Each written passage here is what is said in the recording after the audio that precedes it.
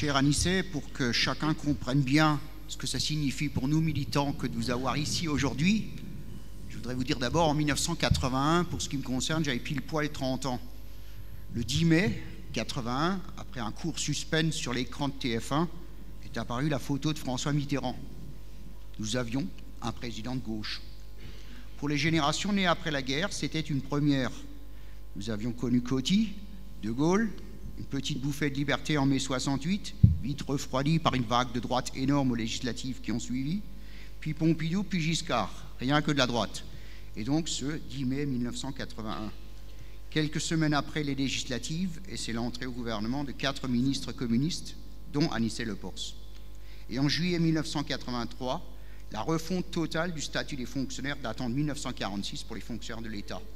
Et nous qui étions des communaux, sans vraiment être des fonctionnaires, puisque nous le disions entre nous, assimilés fonctionnaires. Et donc dans la foulée de la loi de 1983, nous sommes devenus, le 26 janvier 1984, des fonctionnaires territoriaux à égalité de droits et de devoirs avec ceux de l'État. Aujourd'hui, lorsqu'on va sur Légifrance, ce qui est mon cas à peu près une fois par semaine, et qu'on consulte la loi de 1983, elle est intitulée sur ce site officiel « Loi dite Le Pors ». Vous êtes donc déjà rentré dans l'histoire. Je vous passe la parole.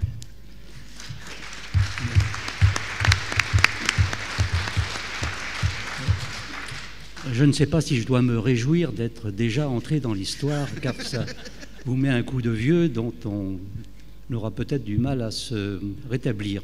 Non, chers amis, chers camarades, merci de m'accueillir, merci aux organisateurs de m'avoir demandé de venir parler de quelque chose qui bien sûr me tient à cœur, le service public et la fonction publique. Comme point de départ, je prendrai l'article 20 de la Constitution actuelle qui est ainsi libellé. Le gouvernement détermine et conduit la politique de la nation, il dispose de l'administration. À s'en tenir à la lettre, on pourrait considérer que l'administration n'est qu'un instrument passif du pouvoir exécutif et que, partant de là, les fonctionnaires ne seraient que des sujets de cet exécutif. Ce que traduisait bien d'ailleurs une phrase de Michel Debré en 1954 lorsqu'il écrivait « Le fonctionnaire est un homme de silence, il sert, il travaille et il se tait ». Je prends cette phrase comme une définition du fonctionnaire sujet. Non pour dire du mal de Michel Debré, qui était attaché au service public à sa façon, mais parce qu'il traduisait une conception qui avait plus d'un siècle et demi, c'est-à-dire une conception hiérarchique de la fonction publique. Or, on sait aujourd'hui que l'administration a son autonomie propre de démarche, même si elle est au service de l'exécutif, et que les fonctionnaires doivent être reconnus comme des citoyens à part entière pour assumer pleinement leurs responsabilités de serviteurs de l'intérêt général de l'État et des collectivités publiques. Alors pour traiter du thème qui m'a été proposé, service public, fonction publique, enjeux politiques, ce qui tombe assez bien dans la conjoncture actuelle, j'essaierai dans un premier temps de resituer tous ces concepts dans l'histoire. Il me semble indispensable de savoir d'où tout cela vient pour, de manière lucide, conduire le changement. Ensuite, j'essaierai d'analyser l'offensive actuelle contre le service public et contre la fonction publique. Et pour terminer, j'essaierai d'éclairer, afin d'ouvrir la discussion, les lignes de force d'une contre-offensive possible et nécessaire. Alors, s'agissant de l'histoire de tous ces concepts que je viens d'évoquer, certains de mes collègues au Conseil d'État font remonter le service public à l'empereur Adrien, sous l'Empire romain. Personnellement, moi, je préfère prendre comme point de départ Philippe le Bel, à la fin du XIIIe siècle, qui décide de la création du Conseil d'État du roi. Quelle est son intention ? Son intention est de considérer que les affaires du royaume ne peuvent pas être traités par les tribunaux ordinaires de droit commun, mais que parce que les affaires du royaume constituent une catégorie éminente, supérieure à tout autre intérêt, eh bien, il doit être traité, cet intérêt, on disait le bien commun, on ne disait pas encore intérêt général, par une instance spéciale, le Conseil d'État. La monarchie, ensuite, sous sa forme absolue, se dotera d'une administration forte, structurée, centralisée. La Révolution française posera quelques principes dont je continue de me réclamer aujourd'hui. Excusez-moi. Voilà la chose qu'il ne faut pas faire, mais que j'ai oublié de faire. Ensuite, tout au long du XIXe siècle, prévaudra une conception autoritaire du service public. Néanmoins, cette expérience déjà longue conduira notre pays sous différentes formes, à réfléchir à la notion de service public, et il se créera à la fin du XIXe siècle une école française du service public à laquelle nous continuons de nous référer. Le débat se poursuivra tout au long du XXe siècle et je cite comme repère important, bien entendu, le statut de 1946 sur lequel je reviendrai. À travers tout ce parcours se forge d'abord une certaine idée de l'intérêt général dont s'occupent les économistes comme les juristes. Les économistes, notamment les économistes néoclassiques, s'efforcent de définir l'intérêt général en considérant que si chacun, de manière rationnelle et parfaitement informé et dans des conditions de concurrence parfaite, poursuit son intérêt particulier, alors on aboutit nécessairement à l'intérêt général. Mais ils ne sont parvenus, ce faisant, à définir que ce qu'on appellerait un optimum social, ou ce que disent les économistes, la préférence révélée des consommateurs. Or, le citoyen ne se résume pas à un consommateur ni à un producteur. Donc, échec sur le plan économique pour définir l'intérêt général. Les juristes ont été plus prudents et ont considéré, le juge administratif, qu'il revenait au pouvoir politique de définir l'intérêt général dans le cadre d'un débat démocratique. Néanmoins, à travers sa jurisprudence, il a su repérer des activités relevant de l'intérêt général. La défense nationale, la justice, la continuité des services publics. On retrouve cette idée d'intérêt général dans les notions d'ordre public, de déclaration d'utilité publique. Le juge administratif en a fait aussi un usage dans l'application du principe d'égalité, considérant que par des discriminations positives ou des actions positives plutôt, on pouvait déroger à l'égalité juridique stricte, mais que cette dérogation devait ne pas porter un préjudice excessif aux intérêts privés et être proportionnée à la dérogation que l'on voulait apporter à la règle d'égalité juridique. Je m'en tiendrai à cela pour ce qui concerne l'intérêt général, mais la question, puisqu'il s'agit d'enjeux politiques que l'on peut se poser, c'est est-ce qu'on doit maintenir une conception de l'intérêt général qui est d'une nature différente des intérêts particuliers?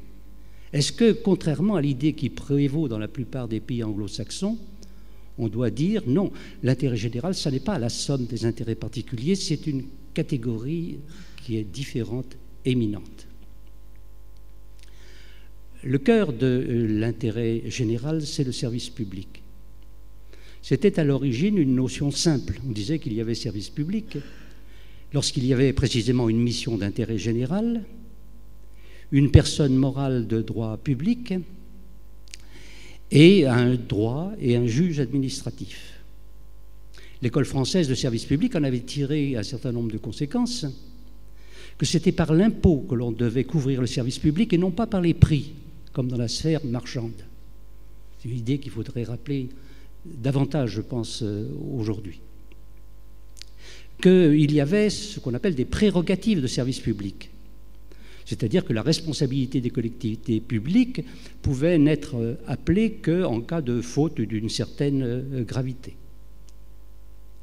C'était donc une notion simple qui s'est complexifiée au fil du temps en raison même du succès rencontré par cette notion de service public. Le public s'est mis à faire du privé, à travers la régie par exemple. Le privé s'est mis à faire du public, à travers la concession ou bien, ce qui est à la mode aujourd'hui, la délégation de services publics. Et partant de là, la frontière entre les sphères privées et publiques est devenue plus floue. Et conséquence importante, alors que c'était par la loi que le service public était régi jusque-là, de plus en plus le contrat a fait irruption dans le champ du service public. Et la contradiction a été poussée à son paroxysme lorsque, dans les débuts de la construction de l'Union européenne, on s'est aperçu que nous étions à peu près les seuls en Europe à penser de cette façon. Et cela s'est traduit dans les traités actuels. À l'article 93 du traité sur le fonctionnement de l'Union européenne, il est indiqué que la règle, c'est la concurrence. L'article 106 prévoit des sanctions contre les États qui ne respectent pas cette règle, notamment dans le cadre du développement de leurs services d'intérêt général. On ne parle pas de service public dans les textes européens. Donc c'est cette fameuse règle de la concurrence libre et non faussée que l'on connaît aujourd'hui. Le Conseil d'État, il y a une quinzaine d'années, avait fait un rapport dans lequel il disait « La communauté européenne, on ne parlait pas d'Union européenne à l'époque, fait pire que d'être hostile au service public, elle l'ignore. » Alors depuis, face aux réalités et à l'existence de services d'intérêt généraux dans tous les pays, néanmoins, les choses se sont un peu modifiées.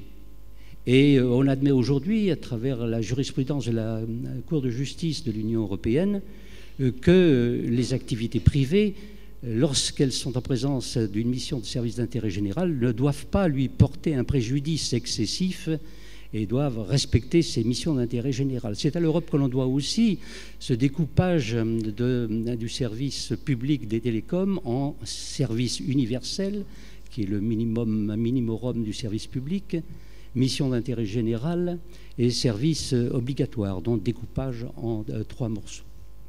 Néanmoins, ne disons pas trop de mal de l'Europe. Il existe dans le traité sur le fonctionnement de l'Union européenne un article auquel je suis tout spécialement attaché, qui est l'article 345, au terme duquel il est dit « Le présent traité ne préjuge pas le régime de la propriété dans les États membres ».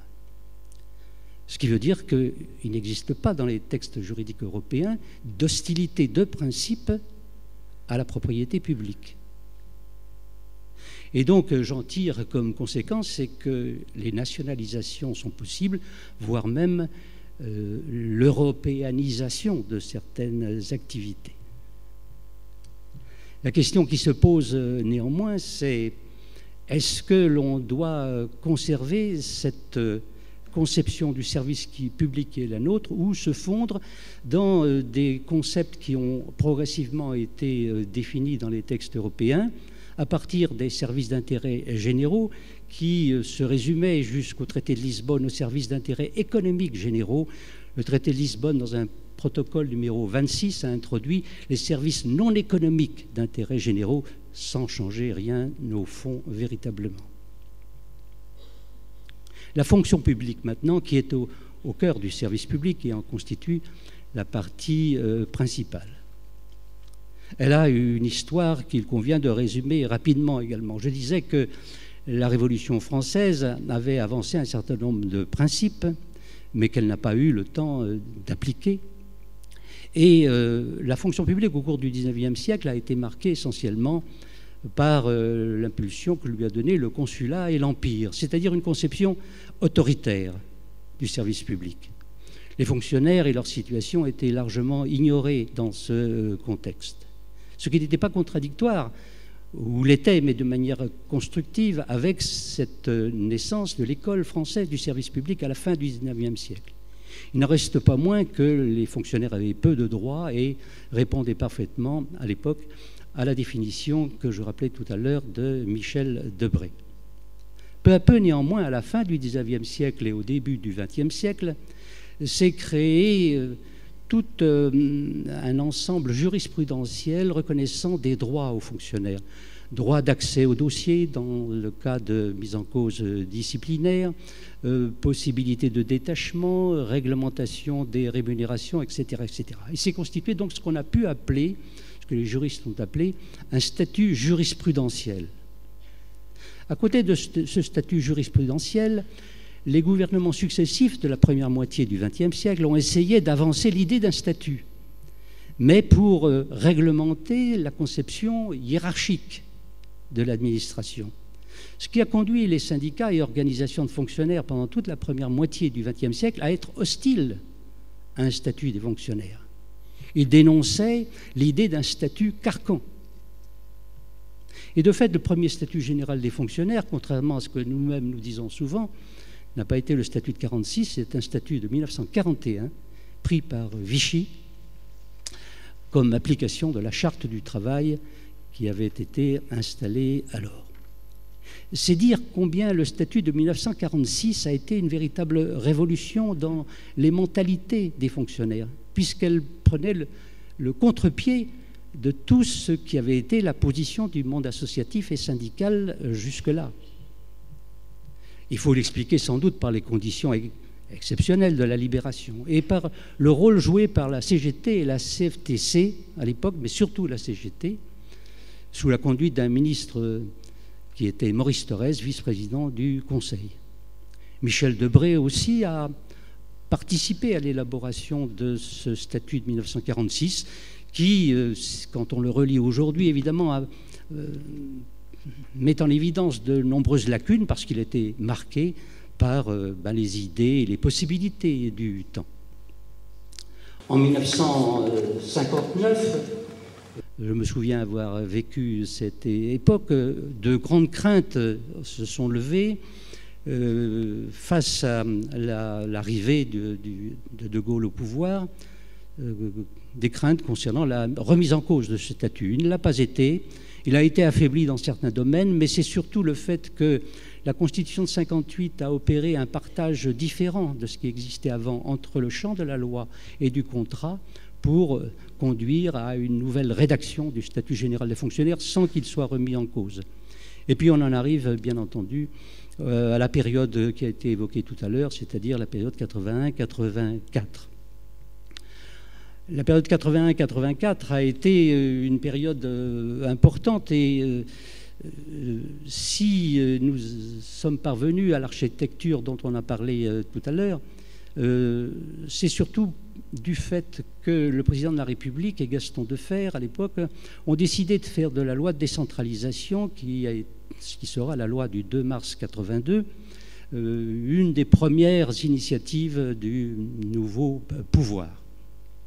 Et comme cette loi prévoyait en son article 1er des garanties statutaires pour les personnels qui étaient jusque-là dans les collectivités territoriales en situation ambiguë et gérée par le livre 4 du Code des communes, une bataille s'est dès le départ engagée entre Gaston Defferre, qui était pour des garanties statutaires qui auraient amélioré le livre 4 du Code des communes, et moi-même qui, parce que j'étais originaire de la fonction publique de l'État, tenait à cette conception de ce qu'on appelle la fonction publique de carrière, opposée à une conception qui était défendue à l'époque donc par Gaston Defferre, la fonction publique d'emploi, beaucoup plus vulnérable, et que l'on définissait alors par quand vous passez un concours, vous n'êtes pas sûr d'être nommé, quand vous êtes nommé, vous n'êtes pas sûr de faire carrière, et si votre emploi est supprimé, vous pouvez être licencié. Telle était la position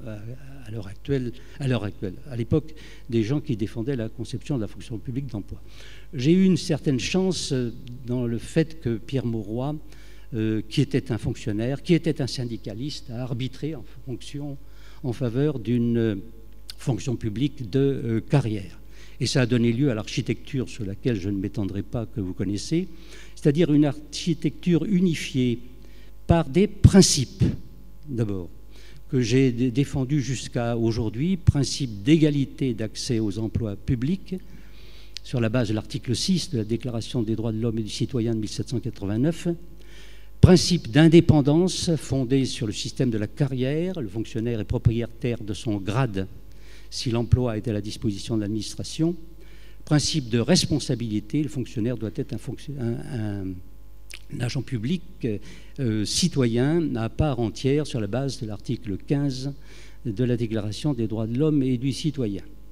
D'où cette architecture d'une fonction publique à 3 versants, avec un titre premier qui réunit les droits et obligations de tous les fonctionnaires, avec un titre 2 concernant les fonctionnaires de l'État, 3 territoriaux, 4 fonctionnaires hospitaliers. Il faut voir dans une perspective historique à quoi correspond ce changement. Au début du XXe siècle, il y avait 200 000 fonctionnaires. Lorsque le statut de 46 a été créé, il y avait 1 million de fonctionnaires dont la moitié était en réalité des contractuels de droit public. Quand je suis arrivé au gouvernement, il y avait 2 100 000 fonctionnaires, tous fonctionnaires de l'État.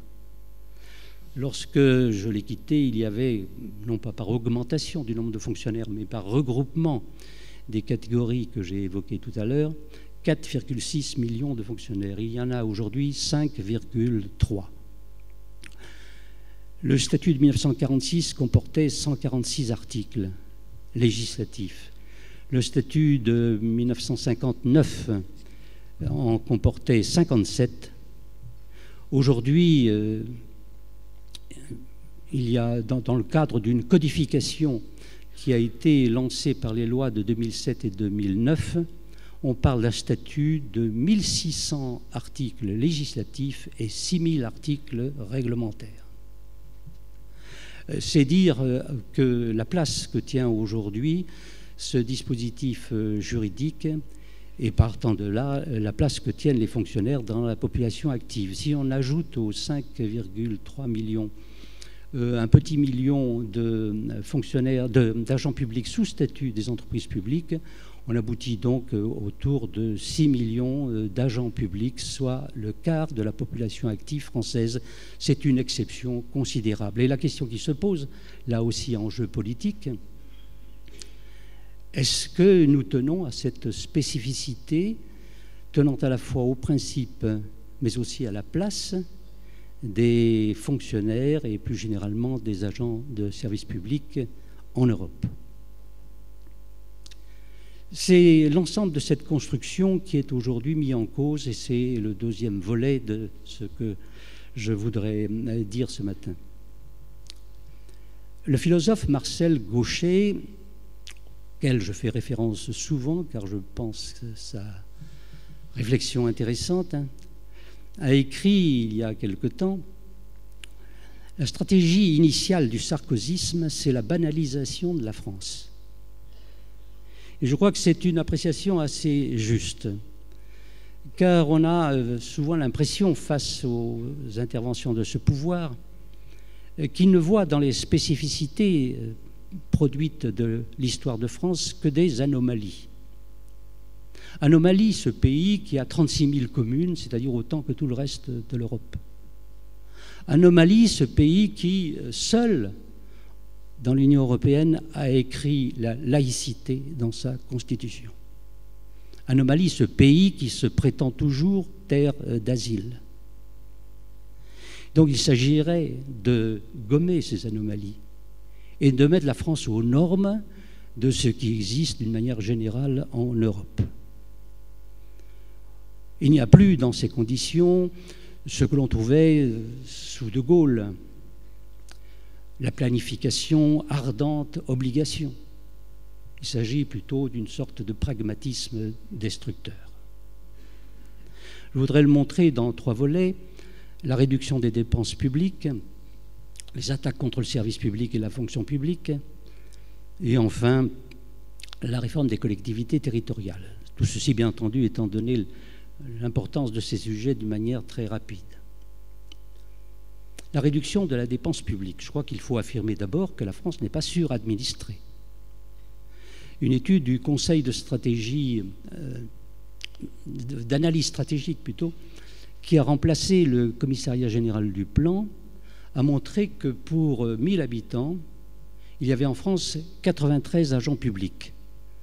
L'étude a gommé les aspects statutaires qui ne permettraient pas de comparaison internationale, mais c'est basé sur l'argent dépensé pour la rémunération d'agents publics. 93 donc agents publics en France pour 1000 habitants. C'est exactement le même chiffre que celui que l'on calcule pour le Royaume-Uni. Le pays qui utilise le moins de fonctionnaires, c'est le Japon, 41 pour 1000. Celui qui en utilise le plus, c'est le Danemark, 146 pour 1000.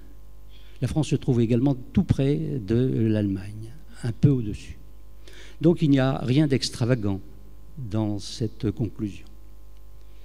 De la même manière, on met souvent en cause le poids des rémunérations des fonctionnaires dans le budget national. Il n'a pratiquement pas changé depuis 30 ans. Et il représente toutes fonctions publiques confondues, 12,8% du produit intérieur brut, plutôt en baisse. Donc dans ces conditions, on a un argument pour contester ce qui est dit dans cette vaste opération de réduction de la dépense publique. La question n'est pas récente. Je me souviens vaguement, mais je me souviens quand même qu'au lendemain de la Libération, il y avait eu une loi de dégagement des cadres qui avait conduit à la constitution de ce qu'on avait appelé à l'époque la commission de la hache. Le but était le même, la réduction des dépenses publiques, mais là au moins on annonçait la couleur.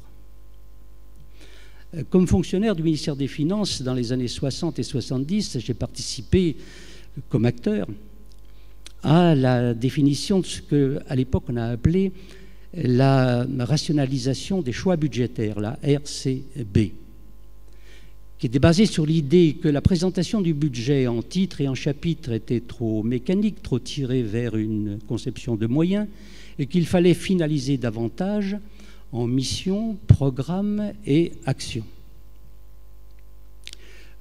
J'en étais tout à fait partisan de cette rationalisation. Et j'ai beaucoup travaillé dans une atmosphère d'ailleurs qui était celle des années 60 et en particulier de 68, où à la direction de la prévision du ministère des Finances, nous avions poussé l'enthousiasme jusqu'à définir RCB par révolution cubaine au budget. Alors chacun sait que ça ne s'est pas fait, sinon ça se saurait. Il y avait donc là beaucoup d'illusions et la RCB a fini par disparaître ou évoluer à travers les notions d'évaluation que l'on retrouve encore aujourd'hui. Lorsqu'est survenue la LOLF, j'ai reconnu dans la LOLF personnellement beaucoup de traits de la RCB. Il y avait 146 missions, 34 missions, 146 budgets de programme et 620 actions ponctuelles. Et donc, l'a priori était un jugement favorable. Et je n'ai pas vu, comme d'ailleurs à peu près tout le monde, qu'il y avait un ver dans le fruit qui s'appelait fongibilité asymétrique. Alors c'est un nom barbare, mais qui dit une chose simple. Avec des crédits d'emploi, on peut faire du fonctionnement et de l'investissement, mais pas l'inverse. Ce qui fait que l'emploi est toujours perdant. Ce qui fait que aussi la LOLF, qui est entrée en vigueur le 1er janvier 2006, n'a rencontré aucune opposition au Parlement, d'aucun parti. Mais aujourd'hui, on est en mesure de constater la nocivité et puis le fait qu'elle annonçait une opération d'une ampleur beaucoup plus grande à travers la révision générale des politiques publiques. Cette révision générale des politiques publiques ne se soucie pas de rationalité. Elle a accumulé près de 600 mesures qui sont autour uniquement des mesures de pénurie de la dépense publique qui n'ont aucune cohérence entre elles. avec cette mesure emblématique qu'est la suppression d'un fonctionnaire sur 2 partant à la retraite. Mais ça n'est peut-être pas la marque principale de cette révision générale des politiques publiques, et je voudrais attirer l'attention sur quelque chose dont on a peu parlé. C'est le démantèlement de ce que j'appellerais l'administration rationalisante. La DATAR, qui était un organisme qui présidait à l'aménagement du territoire, a été supprimée en 2005. Le commissariat général du plan aussi. Le Conseil national d'évaluation des politiques publiques aussi. Le Haut Conseil des entreprises publiques également. Le Haut Conseil de la coopération internationale également. Des administrations ont été déplacées, coupées en deux, l'INSEE, les archives de France, etc. En bref, tout ce qui était encore instrument de rationalisation de la politique publique a été démantelé sans que l'on réagisse beaucoup, il faut le dire. Autrement dit, on a voulu abroger ce qui aurait pu être considéré comme la main visible de l'action publique pour laisser toute la place à la main invisible du marché. C'est là aussi un enjeu sur lequel il faut revenir. La fonction publique, maintenant, a été, bien entendu, attaquée. Il faut dire que, et il serait injuste de considérer que l'opération service public et fonction publique est la seule responsabilité de Nicolas Sarkozy. La loi Galland du 13 juillet 1987 est revenue sur l'édifice statutaire de 1983-1984, avec notamment une attaque contre ce qui était de fait le maillon faible de la construction, la fonction publique territoriale, en réintroduisant notamment la liste d'aptitudes dans les recrutements. Mais ensuite, il y a eu la réforme de la Poste et de France Télécom sous un gouvernement de gauche en 1990, la loi Eiffel en 1994, la privatisation d'entreprises publiques à la fin des années 90, dont Air France sous un gouvernement de gauche. Un rapport du Conseil d'État en 2003 dans lequel il est écrit qu'il faut faire du contrat il faut donner une source autonome du droit de la fonction publique, et jusqu'aux lois plus récentes de 2007 et de 2009 sur la mobilité et la modernisation de la fonction publique.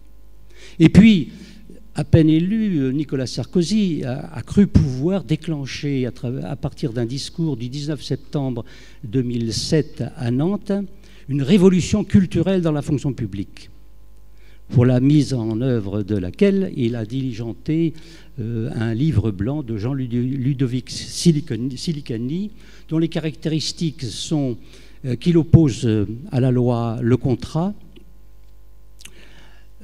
à la fonction le métier et à l'efficacité sociale la performance individuelle. Ce qu'il n'avait pas prévu, c'est la crise de 2007-2008 et le fait que l'opinion publique et nombre de commentateurs ont souligné que le service public et la fonction publique, qui ont en France, comme je l'ai dit, une grande ampleur, jouaient le rôle d'un amortisseur social du point de vue de l'emploi, du point de vue du pouvoir d'achat, de la protection sociale et des retraites, et aussi d'un point de vue éthique face à l'immoralité spectaculairement affichée par le système financier. Ce qui fait que pour le moment, cette révolution culturelle a trouvé ses limites, même si le projet demeure et sera probablement poursuivi juste tant que ce pouvoir sera en fonction. Alors la question que je voudrais soulever, c'est cette constatation simple. Chaque fois qu'un gouvernement de droite succède à un gouvernement de gauche, il n'hésite pas à s'attaquer à ce que le gouvernement de gauche a fait. Mais quand un gouvernement de gauche succède à un gouvernement de droite, il ne touche à rien. Alors question, qu'est-ce qui se passera après le mois de mai 2012 ? Je laisse la question en l'état pour que, le cas échéant, vous y répondiez.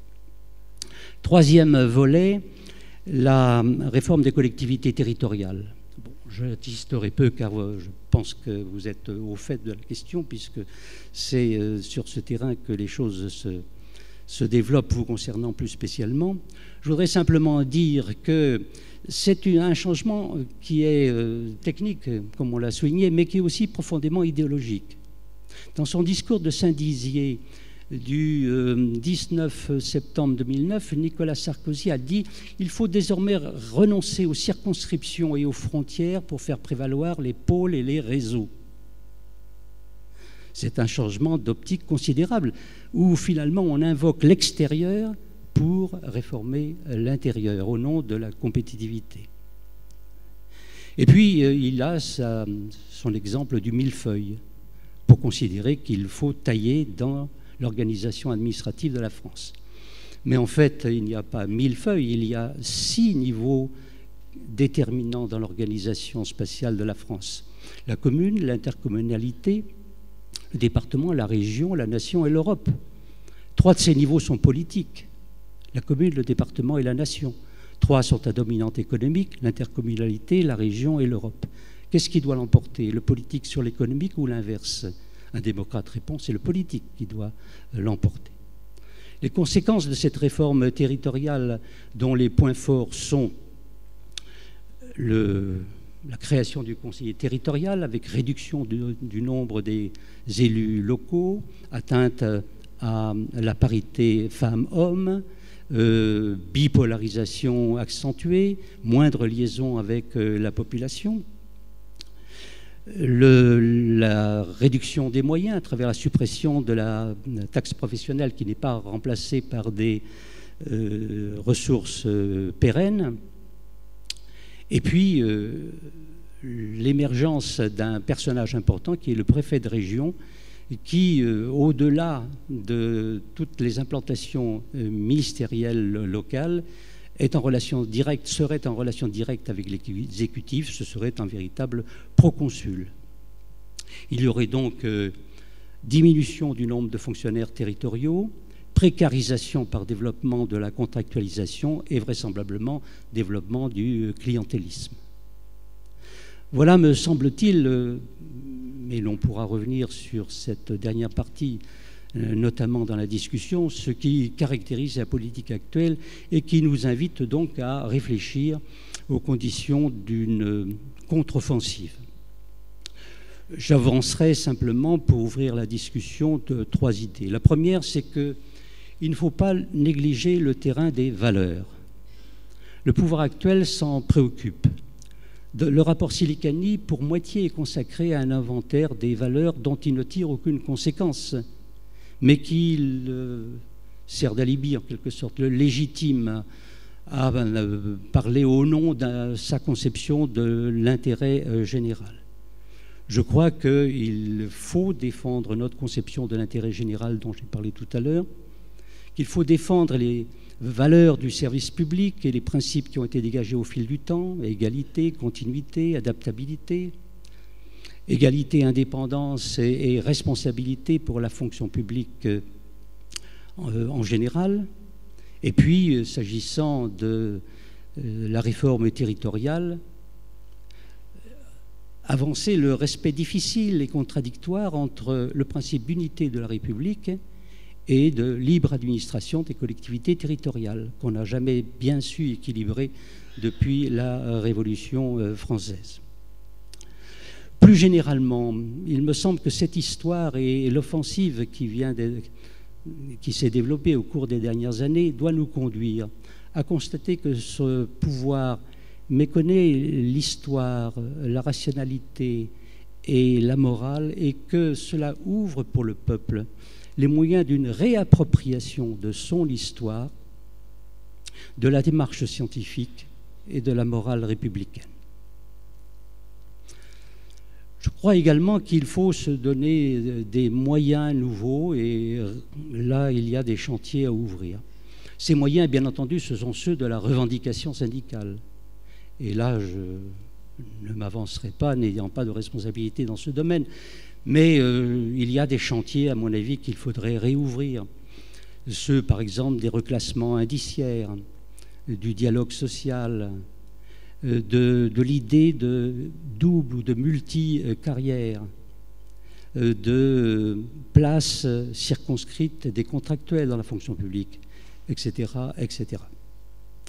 Je crois également qu'il faudrait développer une réflexion plus générale encadrant ces réflexions particulières sur le service public concernant la planification qu'il conviendrait de restaurer, l'idée de nationalisation complètement abandonnée aujourd'hui, et replacer cette réflexion du service public, de la fonction publique et de la réforme territoriale dans le cadre d'une réflexion plus générale sur les institutions.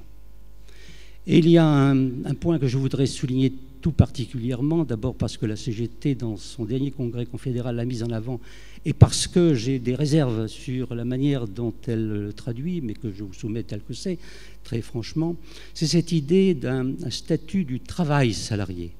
Je crois que c'est la formule qu'utilise la Confédération, que je n'ai pas bien compris dans un premier temps, mais qui a été expliqué dans un numéro du Peuple de juin 2008, me semble-t-il, et qui me semble avoir comme expression qu'il faudrait aller vers une certaine unification des positions statutaires des travailleurs du secteur privé et du secteur public, sous forme d'une généralisation des conventions collectives dans le cadre de laquelle la situation des fonctionnaires des trois fonctions publiques trouverait leur place, mais d'une manière beaucoup moins différenciée qu'elle l'est aujourd'hui, puisque le statut place les fonctionnaires dans une situation statutaire et réglementaire.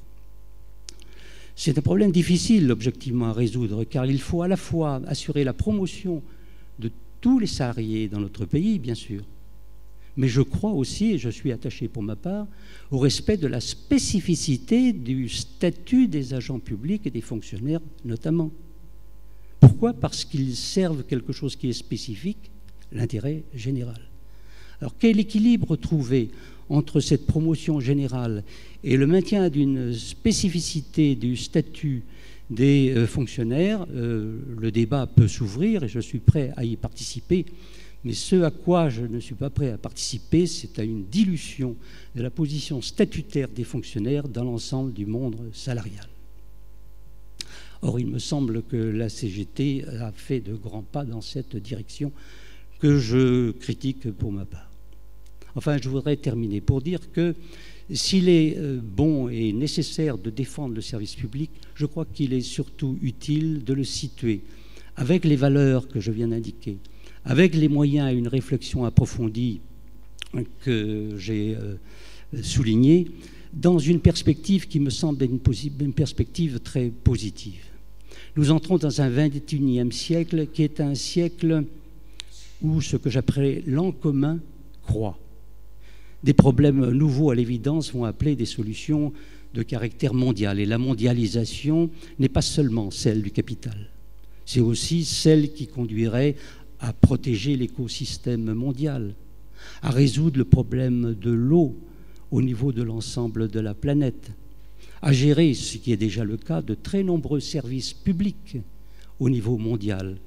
La circulation aérienne, la météorologie sont des services qui sont déjà largement mondialisés.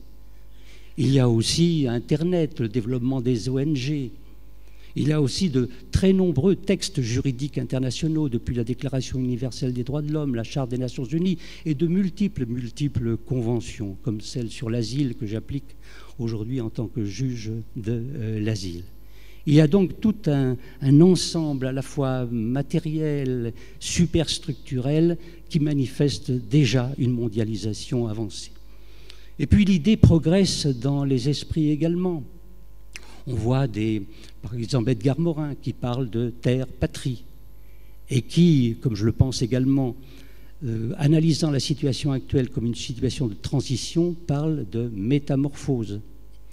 Les poètes écrivains antillais Patrick Chamoiseau et Édouard Glissant parlent de définir un manifeste des biens de haute nécessité. Et l'Église catholique elle-même, dans ses travaux de Vatican II, a évoqué les biens à destination universelle. Tout cela veut dire quoi? Tout cela veut dire que ce 21e siècle va être le siècle du développement des interdépendances, des solidarités, de ce que nous appelons, nous, service public. C'est donc dans cette perspective, me semble-t-il, qu'il faut situer de manière audacieuse notre réflexion pour que ce 21e siècle soit, parce que nous en aurons eu la conscience et la volonté, l'âge d'or du service public. Je vous remercie.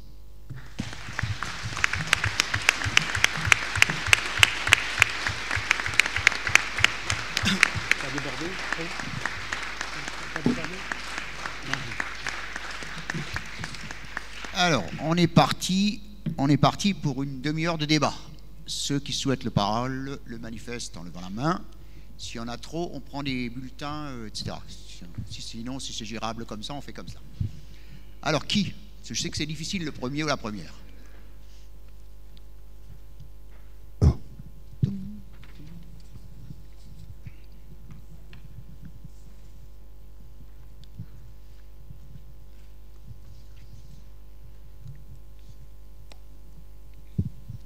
Bonjour.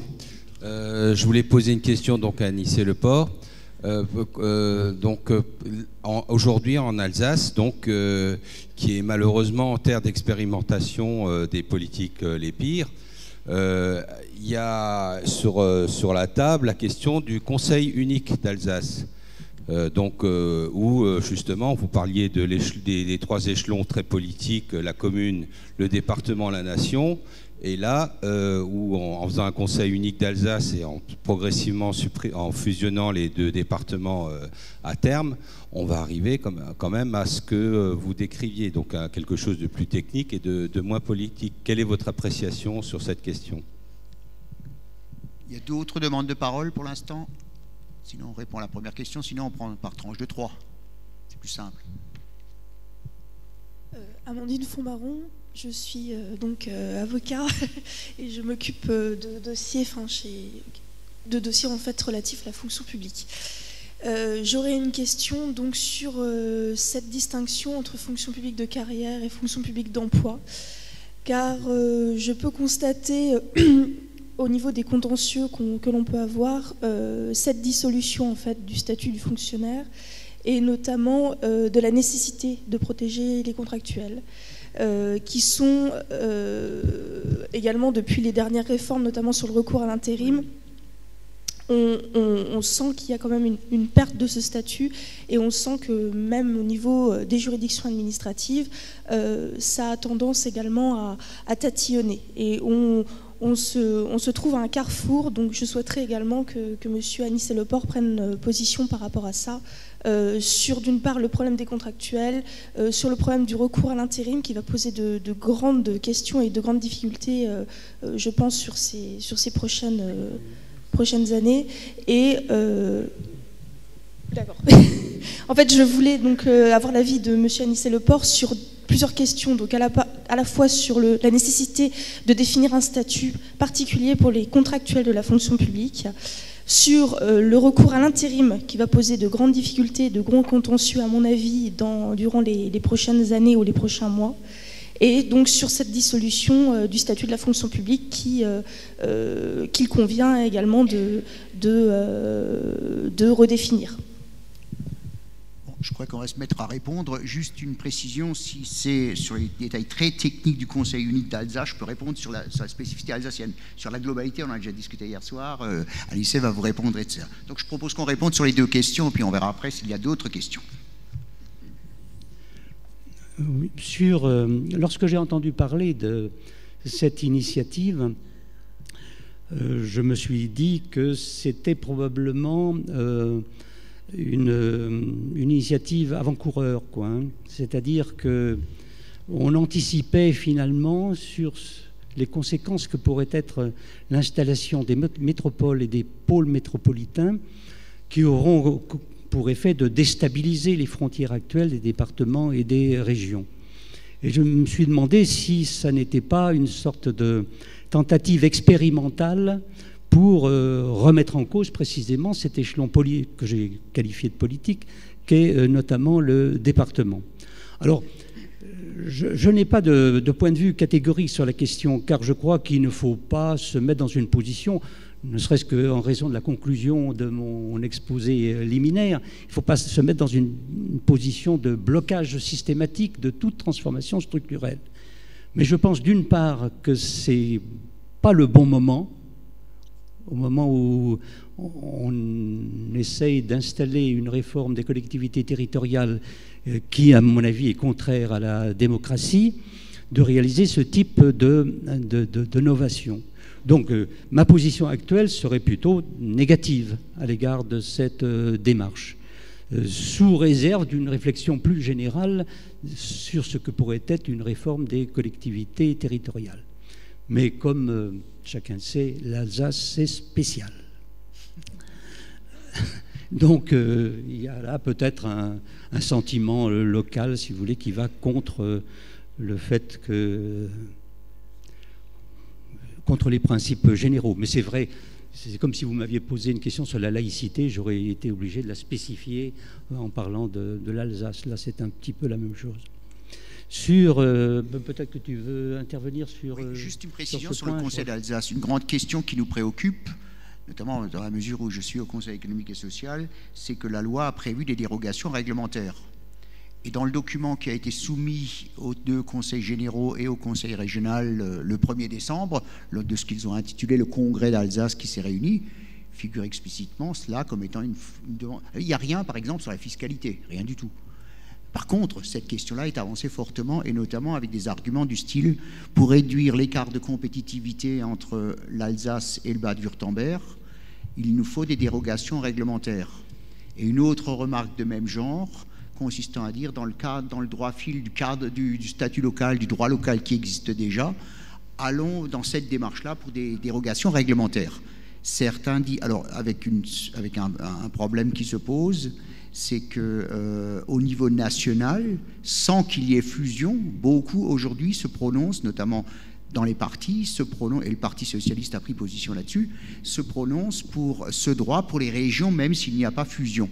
Et je crois que ça va être un gros débat à mettre sur la table, qui est jusqu'où peut aller une dérogation réglementaire dans le cadre des lois de la République. Voilà. Je vous laisse continuer sur la fonction publique de carrière. La deuxième question, c'était portée, me semble-t-il, sur la place des dans la fonction publique. Alors, juste une explication sur l'intérim. Il y a, je pense que vous savez, dans la fonction publique territoriale, la possibilité éventuellement de faire appel à l'intérim, ce qui n'existait pas auparavant. On avait des contrats saisonniers. Non, mais il y a une dérive complète sur cette question. Mais c'est une histoire récurrente qui m'a créé moi-même une très grande difficulté en 1981-82. Je rappelle cela en anecdote. Comme syndicaliste à l'époque, j'avais comme manie, quand je pensais qu'une revendication était mûre, de la traduire en proposition de loi. Alors j'écrivais une proposition de loi et je la faisais déposer par les partis qui voulaient bien la déposer à l'Assemblée nationale et au Sénat. Et j'avais fait en particulier une proposition de loi pour la titularisation des contractuels de la fonction publique. Alors évidemment, je l'avais faite dans une optique revendicative, on titularisait tout le monde. Alors quand j'ai été nommé ministre, évidemment, les syndicats sont venus en disant « tu as fait une proposition de loi, maintenant tu appliques ». Mais évidemment, le but de la proposition de loi n'était pas la même selon qu'on est ministre ou qu'on n'est pas ministre, quoi. Ce qui fait que ça a traîné. C'est devenu la loi du 11 juin 83.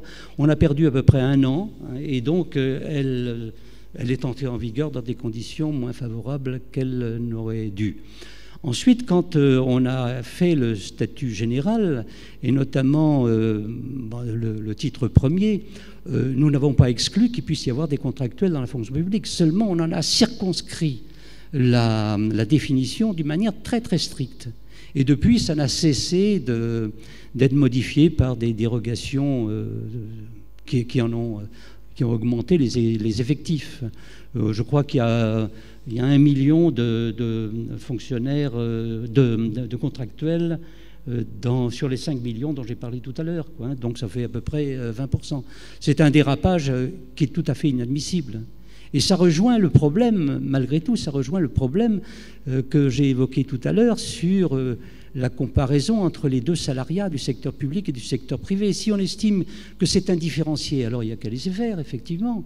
Et introduire des CDI, des CDD, des CDI dans la fonction publique et en multiplier le nombre. Ou bien on s'en tient à une définition stricte, à savoir que les emplois permanents doivent être tenus par des fonctionnaires titulaires. Voilà, c'est ça le principe. Et ne limiter qu'à des cas tout à fait limités, très, très, très étroits, le recours au personnel contractuel. Alors, dans la fonction publique territoriale, effectivement, il y a une mentalité qui fait que les élus ont tendance à, pour résoudre des problèmes immédiats, à recruter sans se référer excessivement à ces principes et à cette règle que je viens de poser. D'ailleurs, je dois dire, je ne sais pas si pour vous ça évoquera des choses très concrètes, c'est que quand on a mis en place cette fonction publique à 3 versants, j'ai eu des discussions avec l'ensemble des associations nationales d'élus et aucune n'était véritablement très chaud pour reconnaître comme fonctionnaires les fonctionnaires territoriaux. Parce qu'ils voyaient là un encadrement de leur pouvoir local. Je dis bien aucune association. Et l'un des grands problèmes, me semblerait-il, c'est de développer un champ revendicatif qui fasse converger à la fois la position des fonctionnaires, des élus et de l'opinion publique. Et ça, c'était pas très bien réalisé en 83-84. Et dès qu'il y a eu l'alternance en 86, eh bien évidemment, on est revenu sur ce qui avait été fait en 83-84 et on a redéplacé le curseur plus en faveur des élus. D'ailleurs, il y a eu très peu de réactions à l'époque. En Conseil des ministres, lorsque le titre 3 est passé en Conseil des ministres, le titre 3 qui deviendra la loi du 24 janvier 84, je crois, c'est ça, hein ? Il y a eu un fonctionnaire qui faisait le compte-rendu du Conseil des ministres, qui était en dehors de la table des ministres, qui est venu me voir après le Conseil et qui m'a dit, c'était une position extrême, je ne suis pas d'accord avec ce que tu as fait, je le connaissais d'avant, moi je veux garder le droit de mettre mon poing dans la gueule d'un cantonnier qui se saoule. Ouais. Voilà. Il a connu ensuite une carrière assez brillante, sénateur d'Auvergne, il porte des bretelles, je ne dirais pas qui c'est. Oui, on connaît. Voilà. Juste une remarque par rapport à ce que vous disiez sur l'intérim. On constate pour l'instant peu d'intérim encore. Par contre, on constate un autre mécanisme pernicieux dans les collectivités territoriales, c'est l'arrivée des vacataires en masse. Et là, de plus en plus de tribunaux jugent que doivent être transformés en postes permanents et donc titularisables, etc. On en a de plus en plus des vacataires, de plus en plus. Et on avait fait un jour à la communauté urbaine un tableau, parce qu'on en avait besoin avec l'administration, quels sont les devoirs et les droits selon le statut. Et on avait mis une colonne pour le titulaire, une colonne pour le stagiaire, une colonne pour le non-titulaire et une colonne pour le vacataire. Et alors, droit à avantage ou droit en toute nature, etc., il n'y avait rien. Il n'y avait rien dans la colonne droit pour un vacataire. Et c'est un véritable scandale, certain. Et dans une grande ville comme la communauté urbaine de Strasbourg, nous avons des vacataires à temps complet qui sont là tout le temps, etc. Et qui sont obligés d'aller voir le syndicat en secret, pour nous faire part de leur situation tellement ils ont peur. C'est ça la situation aussi. Alors, est-ce qu'il y a d'autres demandes d'intervention? Alors, j'ai déjà Maurice Chauvet et Bertrand Blindoer, et j'ai une intervention là. On va prendre les trois en même temps, si on peut. Michel. Ah, Michel. Attends, non, oui. Donc, on commence par Maurice Chauvet, ensuite là, et la troisième là. Michel, tu as vu là? Il fait que jouer avec le micro, comme un bébé. Allez. Oui, moi, je voudrais simplement... Toi, tu as un micro là. Hein? Vas-y. Je voudrais rebondir sur la réforme des collectivités territoriales. Elle a plusieurs volets. Pardon. C'est bon là? Oui. Ouais. Excusez-moi. Alors, il faut que je parle plus, que je fasse le crooner. Je voudrais rebondir sur la question de la réforme des collectivités territoriales, qui a plusieurs facettes, hein, cette réforme, qui se conjuguent, hein, qui sont en interrelation les uns aux autres. Mais il est bon de rappeler que cette réforme des collectivités locales, elle fait partie de la réforme de l'État lui-même. Hein, il y a une relation. Alors pourquoi on dimensionne, et d'abord comment on redimensionne le périmètre des collectivités territoriales, tant au niveau géographique qu'au niveau politique et institutionnel? C'est que le schéma, c'est qu'on efface, il y a une tendance à effacer la commune pour des intercos, pour des métropoles, des mégalopoles, tout ce que vous voulez. Et c'est pareil pour le département, il y a une tendance à l'effacement du département en faveur de la région. Et la région, il faut comprendre qu'elle est un pivot dans l'organisation politique néolibérale à la fois de l'Europe et de tous les pays européens. Pourquoi? Parce que si on regarde de près, elle est devenue le centre de gravité de la réorganisation des services déconcentrés de l'État. C'est l'Europe. Et elle est, au niveau européen, le relais de proximité des politiques européennes. C'est-à-dire qu'il y a une mise en phase. Et d'ailleurs, quand Sarkozy a lancé la réforme des collectivités territoriales, il a déclaré « Je veux mettre la France au standard européen ». Alors ensuite, il y a une raison à cela. C'est qu'il y a une volonté, donc à la fois politique, on est dans la démocratie, c'est-à-dire qu'on restreint les pouvoirs, on les contient, etc. Mais il faut se rappeler, sur cette organisation, on l'a oublié, M. Raffarin, quand il a été nommé Premier ministre en 2002, hein, si mes souvenirs sont exacts, il a pris un tableau, il vous a redessiné une carte de France avec les grandes régions. Il s'est fait remballer parce qu'il est allé trop vite. Hein, tout n'était pas en phase, etc. La réforme de l'État n'était même pas engagée, qu'il présentait celle des régions. Mais c'est ça qui est en train de se dessiner. Alors ça a une dimension politique éminente. C'est-à-dire qu'on redessine la France, parce que ça ne se pose pas qu'en Alsace, votre problème. Hein. Moi, j'étais en Normandie récemment pour un événement comme ça. Ça se pose aussi là-bas. Hein. Il y a des pressions très fortes pour que les régions soient redimensionnées. Et on redessine en fait les régions de la féodalité. On redessine au niveau européen un fédéralisme qui reprend les formes de la féodalité. En Allemagne, ça a été plus simple parce que l'histoire de la constitution de l'État allemand s'est fait à partir des grands landes. En France, on les a effacés par l'État centralisateur. On a essayé de gommer un peu ça en redécoupant en départements, qui a permis une plus grande proximité. Il faut avoir ça en tête. Alors, ça a une raison, ça, ce redimensionnement des collectivités territoriales. C'est trop long à le développer là, mais j'ai un document que je pourrais passer, une étude qu'on a faite. C'est que, en fait, on redécoupe, on redimensionne les collectivités locales aux dimensions requises pour la viabilité économique et financière des réseaux de services. Réseau de transport, ce qu'on appelle dans la nouvelle langue actuelle du management, les services urbains. On ne parle plus de services publics. On parle de services urbains et interurbains. Pourquoi? Parce que vous avez... Et toute cette organisation est faite, est à destination de ce que j'appelle une opération main basse sur les services urbains et interurbains, c'est de favoriser l'intervention des groupes privés de services. Voilà, je pourrais le développer, mais l'explication est là. Sinon, il n'y a pas... Anicet Le Pors faisait la remarque en disant « je ne m'y retrouve pas dans toutes les réformes ». Mais si, il y a une cohérence remarquable entre les réformes.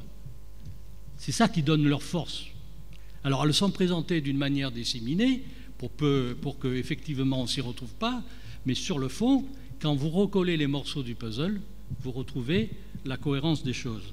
Et la cohérence, c'est que ces opérateurs entendent capter dans l'idée d'une généralisation du commerce des services, de privatisation des services, de capter ces réseaux. Et pour qu'ils soient viables économiquement, mais surtout financièrement, il faut qu'ils aient une certaine dimension. Alors, ça arrive à un moment donné où vous avez il y a besoin pour que ce soit viable économiquement, qu'il y ait une densité et une dimension critique pour réaliser cette viabilité économique.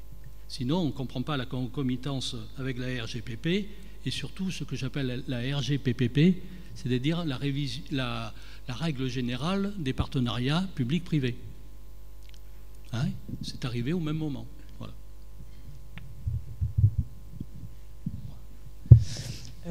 J'interviens pour deux choses différentes. D'abord, signaler à André Henck, au niveau des vacataires, que la ville de Strasbourg a des vacataires dans le domaine culturel qui ne sont pas payés, qui n'osent pas aller voir les syndicats parce qu'ils ont peur de ne pas être repris. Voilà, donc c'est juste pour signaler.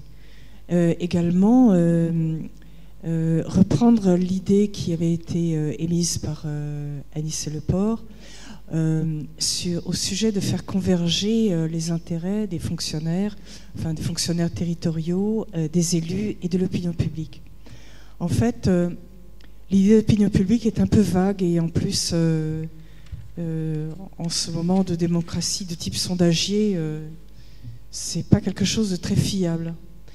Par contre, je pense qu'il va falloir aller de plus en plus, que ce soit au niveau territorial ou au niveau national, vers un fonctionnement des services publics alliant les travailleurs du service public, des fédérations d'usagers et des élus.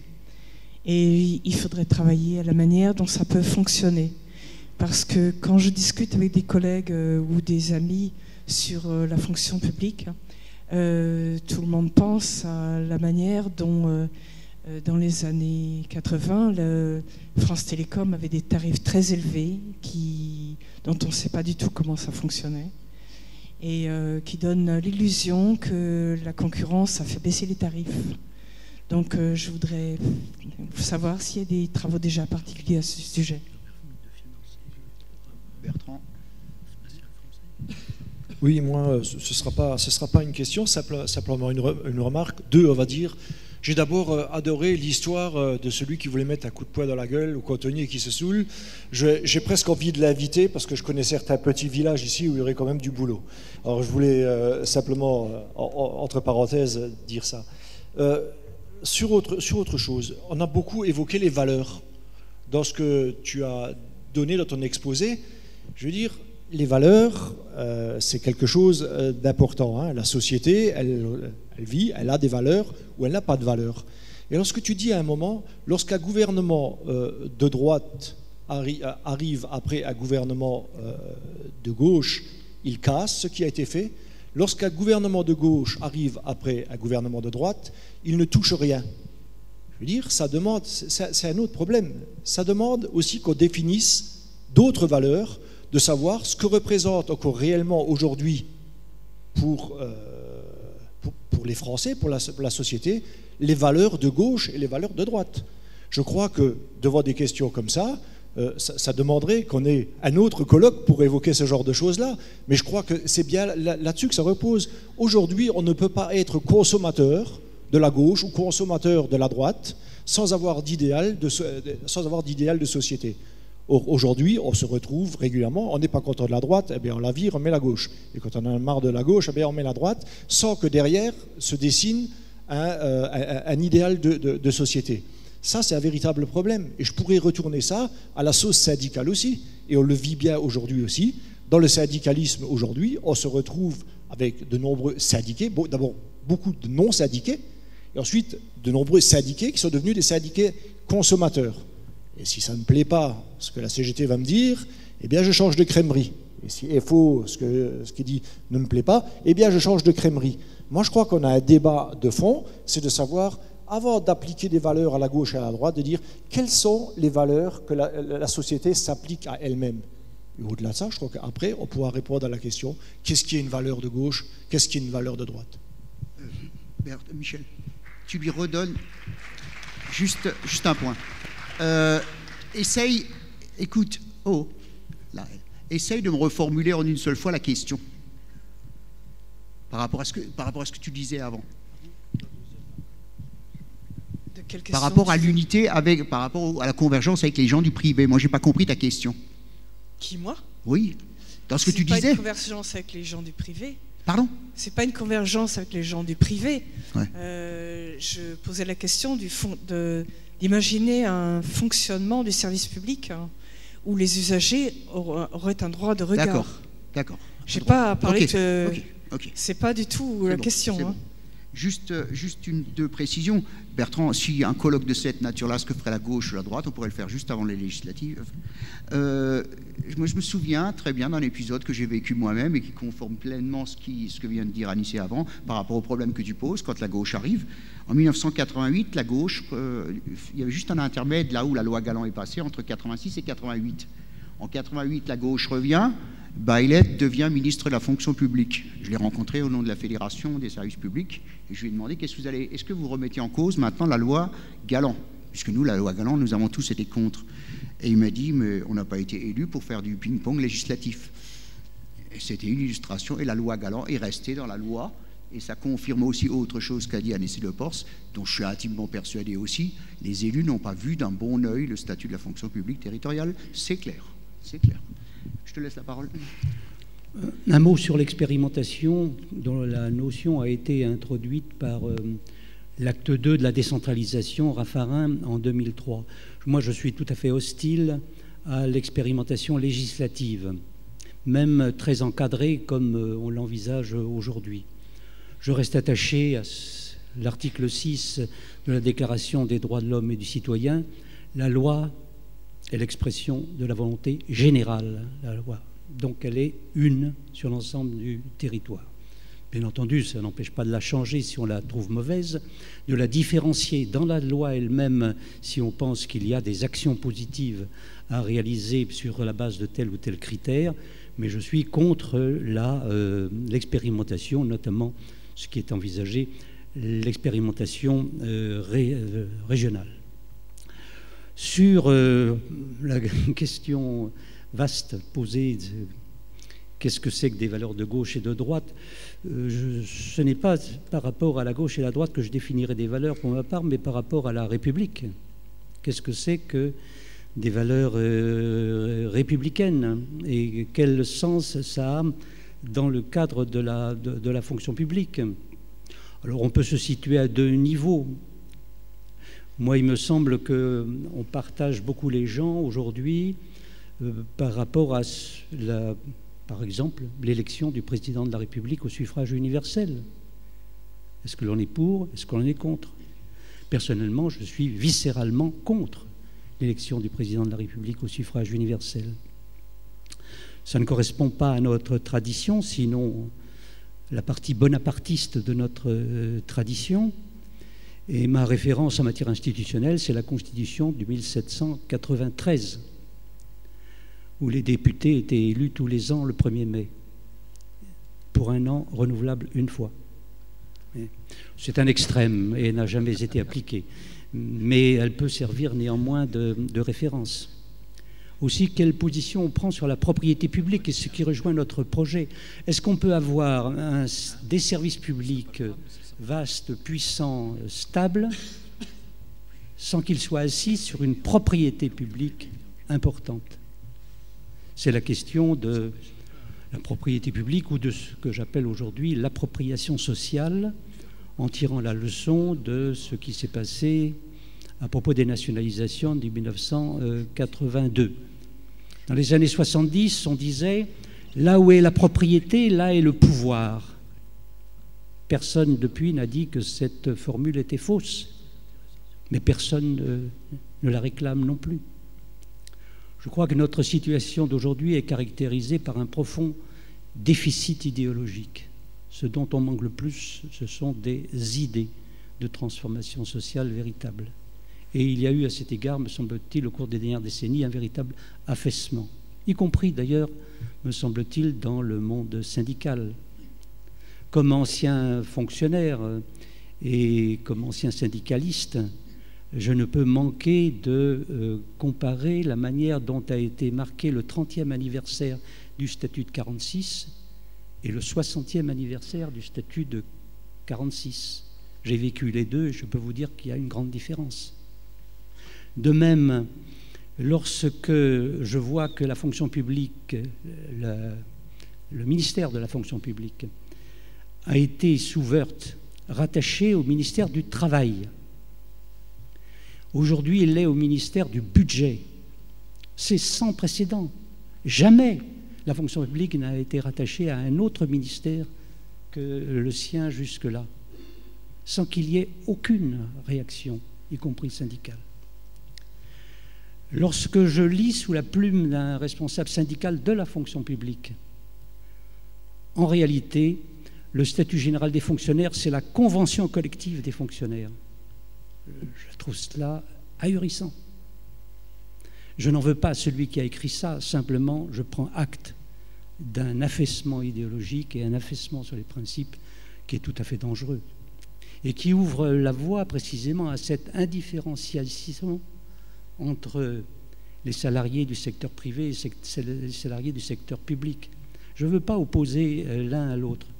J'ai écrit dans un article de la revue du droit du travail, en mars 2010, un article intitulé « Pour un nouveau statut des travailleurs du secteur privé ». Car je pense aussi qu'il faudrait travailler sur un statut des travailleurs du secteur privé, qui serait une sorte de corpus de droits et d'obligations centraux reconnus pour l'ensemble des travailleurs du secteur privé, et qui, à côté du statut général des fonctionnaires, leur donnerait des garanties beaucoup plus importantes qu'ils n'en ont aujourd'hui. Le problème serait alors de faire converger les deux positions statutaires, à la fois comparables, mais aussi différentes, car les intérêts servis dans un cas comme dans l'autre ne sont pas les mêmes, vers une amélioration progressive des deux parties, et dans la perspective, un jour, peut-être dans une autre époque, ce sera une autre histoire, d'une confusion des deux. Mais à mon avis, telle n'est pas la loi du siècle où nous vivons. Oui, juste par rapport à la réponse sur la question du débat avec les associations d'usagers et les fonctionnaires, les syndicats de fonctionnaires, etc. Je crois que nous avons d'abord à avoir un bon débat chez nous, dans chacun des syndicats, dans chacun des endroits de la fonction publique, sur la qualité du service que nous rendons et dans quelles conditions nous le rendons. Ensuite, moi je pense qu'il y a effectivement ce lien avec les usagers à mettre en place. On l'a bien vu à la SNCF, là où on a les comités de ligne, ça fonctionne nettement mieux que là où on n'en a pas. Les comités de ligne existent. Mais ensuite, il ne faut pas oublier que la cible, c'est celui qui détermine le niveau de service public. Le niveau de service public, c'est le politique qui le décide. Et attention à toute une partie de la population qui en est encore à croire que certains services publics seront toujours là. Tout ce qui est piscine, tout ce qui est bibliothèque, c'est le maire qui décide. Et on a vu notamment dans un certain nombre de collectivités qui à l'époque avaient été Front National, ce qu'on a fait avec les bibliothèques. Donc je crois qu'il ne faut pas partir de l'idée. Et lorsque vous lisez, par exemple, que encore récemment dans un journal où on dit dans le programme de 2012 de l'UMP, c'est bel et bien la redéfinition de la puissance publique et de son rôle. Ça veut dire quoi derrière? On sait ce que ça veut dire. Ça veut dire concentrer la puissance publique sur le régalien, sur la police, la justice, la prison, etc. Ce genre de choses. Et derrière, rien n'est acquis en termes de service public. Ne l'oublions jamais, rien n'est acquis. Et si vous voulez un exemple, on a une grande ville de Strasbourg, aux portes de Strasbourg, qui n'a toujours pas de bibliothèque, qui était à l'époque la deuxième ville du Bas-Rhin, qui s'appelle Schiltigheim, et qui n'a toujours pas de bibliothèque, et qui doit attendre que nous ayons un jour une bibliothèque. Ne croyons pas que les choses sont inéluctables comme cela. Le service public, c'est aussi une bataille. Si vous en êtes d'accord, moi ce que je vous propose, s'il n'y a plus de demande de trucs, c'est de faire notre pause, comme ça on est à peu près dans les délais, et ça nous permet de passer la parole à temps au prochain intervenant. Ça vous va? Alors petite pause de 20 minutes, c'est bon? Ok.